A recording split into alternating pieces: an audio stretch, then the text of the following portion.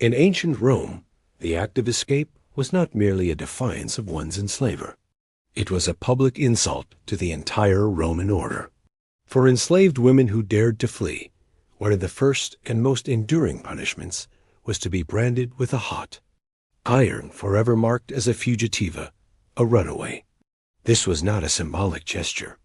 It was a deliberate, painful, and disfiguring act designed to shame, control, and permanently identify.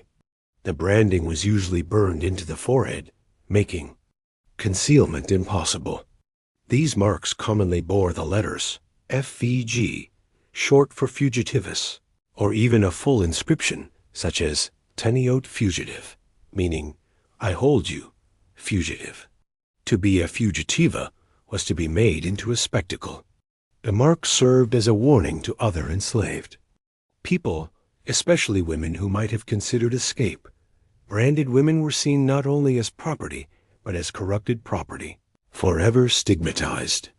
They could no longer pass among free-born Roman citizens, even if they disguised their status. The iron had already spoken. Branding was often carried out publicly and accompanied by verbal humiliation or beatings. The pain, while searing, was eclipsed by the lasting psychological and social scar. Women, in particular, suffered deeper consequences. In Roman society, a woman's appearance and modesty were tightly controlled. To bear a disfiguring burn on the face was to be cast out of even the lowest semblance of feminine dignity. Occasionally, the branding was carried out under restraint, the woman held firmly in place as the searing metal marked her skin. The scene was not a rare anomaly. It was routine. Roman law did not distinguish gender in its cruelty. However, enslaved women bore unique burdens, not only of forced labor and vulnerability to abuse, but of punishments targeted at silencing both. Their bodies and their will, chained at the gate, public humiliation as a warning.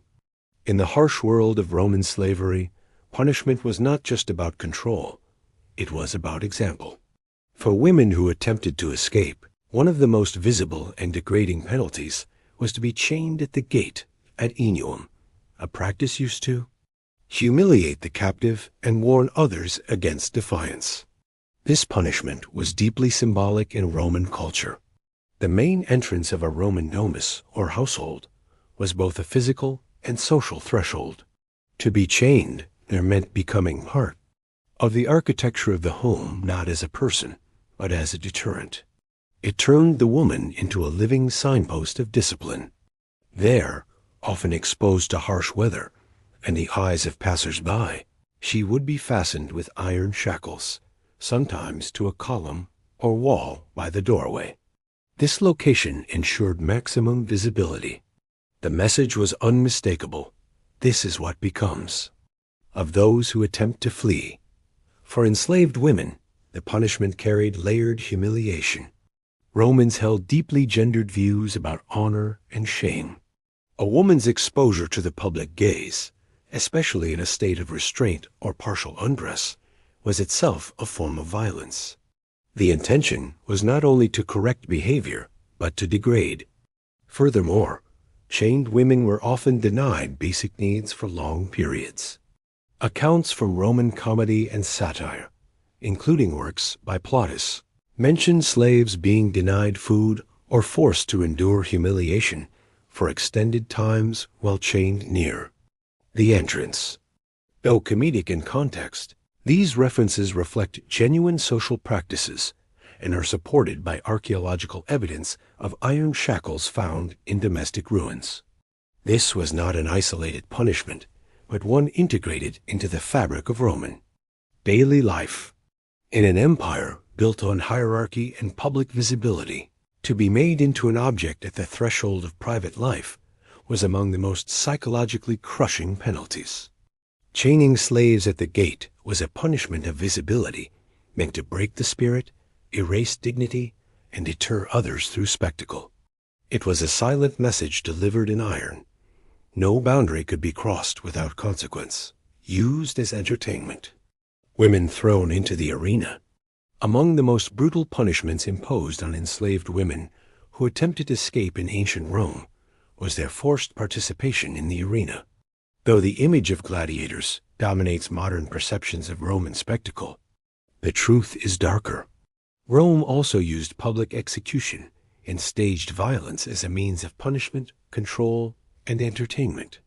Escaped enslaved women, particularly those deemed incorrigible or threatening to social order, could be condemned to die in these public arenas, not as combatants, but as victims.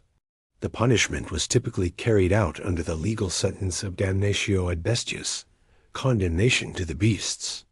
This judicial penalty was used for serious crimes, including desertion, theft, rebellion, or repeated flight. Enslaved individuals had no legal personhood, so an act like escape was viewed not only as criminal, but subversive. Women who fled and were captured, especially repeat offenders, could be handed over to the games as disposable bodies. These executions were not swift. They were crafted to entertain. Victims might be exposed, unarmed, to wild animals, bears, lions, leopards, often after being stripped and chained to the arena floor. Some were burned alive or killed through elaborate reenactments of mythological scenes. Others were made to fight one another with minimal weapons, purely for the amusement of the crowd. They were not trained like gladiators. Their deaths were intended, not contested. For enslaved women, the cruelty was compounded by spectacle. They were displayed in ways meant to humiliate. The Roman audience, desensitized by frequent executions, took pleasure in the suffering of those considered lowest in society.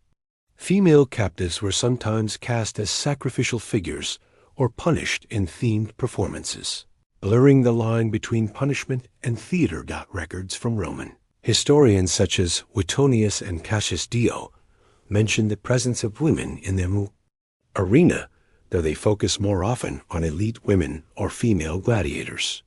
Still, the use of enslaved women in executions is confirmed by legal documents and inscriptions. It is important to understand that for a Roman audience, this was not simply justice. It was deterrence. The message was clear. The enslaved body belonged to the state and the master. An act of rebellion like escape could lead not only to death, but to the most humiliating and public form of erasure. These women were turned into warnings, silenced through blood and applause, whipped without mercy, the Roman scourge. In ancient Rome, the whip was not merely an instrument of pain. It was a symbol of ownership, power, and discipline. For enslaved women who dared to flee, whipping was one of the most frequent and savage forms of punishment. It served not just to inflict physical torment, but to erase defiance, both publicly and permanently. Roman law gave enslavers complete authority over the bodies of their slaves. Flight was considered a grave offense, and whipping, often with a flagrum, a multi-thonged whip, sometimes weighted with metal or bone, was a preferred method of retribution. The punishment could be administered in private, within the confines of the household, or in more severe cases, in public, where the screams of the punished woman were intended to echo louder than her attempt to escape. The number of lashes was not regulated. No court intervention was needed. Roman legal and moral texts made clear that an enslaver could punish a runaway as harshly as they saw fit. In practice, this meant limitless cruelty, especially if the flight had caused embarrassment or financial loss. For women, punishment often included not only physical abuse, but also deliberate acts of public degradation, designed to strip away personal dignity and identity. This punishment was not just about pain. It was about making the enslaved woman a visible reminder to others of the consequences of disobedience. After whipping, the woman might be left in a state of collapse, with torn and bloodied garments deliberately displayed before the rest of the household, or, in extreme cases, in communal areas such as markets or workshops, where other enslaved people could see the result. Whipping was not only tolerated, It was expected as part of the process of correcting behavior. A woman who had attempted escape was viewed not just as a criminal, but as a disruption to the order of the domus. Her punishment had to reassert the enslaver's absolute control. In Roman literature and satire, beatings are casually referenced. This normalization speaks volumes. Writers such as Horace, Juvenal, and Petronius mention whipping in everyday terms, reflecting a society in which brutal physical punishment was neither rare nor questioned. In some cases, whipping was a prelude to further punishment branding, chaining, or forced labor. It was not always the end, but the whip, above all, was the tool of choice to express instant, unrestrained authority. Sent to the mines, a death sentence for escaped women. Among the most feared punishments in the Roman Empire was deportation to the mines. For enslaved women who attempted to flee, this penalty was not merely punitive. It was effectively a slow execution carried out through forced labor under lethal conditions. While men were more frequently sent to quarries and mines, enslaved women were not exempt, especially if their escape was seen as repeated or defiant. The punishment of damnatio in metallum, condemnation to the mines, was legally codified and considered one of the most extreme forms of penal servitude. It was typically reserved for those who had committed serious crimes, including desertion, theft, or, in the case of slaves, repeated flight. Mines in Roman provinces such as Noricum, Dacia, and Sardinia were notorious for their fatal working environments. The air was choked with dust, ventilation was nearly non-existent, and collapse was a constant risk. Enslaved laborers toiled in narrow shafts, carrying out backbreaking work with primitive tools, exposed to toxic elements such as mercury and lead. For women, the experience was especially harrowing. They were subjected to the same grueling tasks as men hauling stones, crushing ore, and clearing debris, but with added vulnerabilities. Abuse by guards and overseers was rampant, and there was no oversight, no protection, and no return. The sentence to the mines was almost always lifelong. Few survived long enough to be released. Death from exhaustion, starvation, or injuries was common. There are records of enslaved people being chained together, kept underground for days, and beaten if they slowed their pace. Enslaved women, if pregnant, were not spared. Some gave birth in the mines, only for their infants to die shortly after, from exposure or neglect. Unlike more visible punishments, such as whipping or branding, deportation to the mines was deliberately concealed from public view. It was punishment through erasure. A fugitive woman sent to the mines was not meant to be seen again. Her suffering occurred in darkness, far from the gaze of the city, but was no less real. If anything, it was more total. The punishments Rome imposed on fugitive enslaved women: branding, public chaining, the arena, the scourge, and the mines exposed an empire willing to sacrifice human dignity to guard its social order. These acts reshaped power by broadcasting terror, reminding us that the architecture of domination rests on visible pain. History is no relic. Its echoes persist wherever coercion still seeks to silence freedom. Comment below which Roman penalty most starkly illustrates the extremes of human rule versus resistance. As Seneca cautioned, immos, they are slaves. No, they are human beings.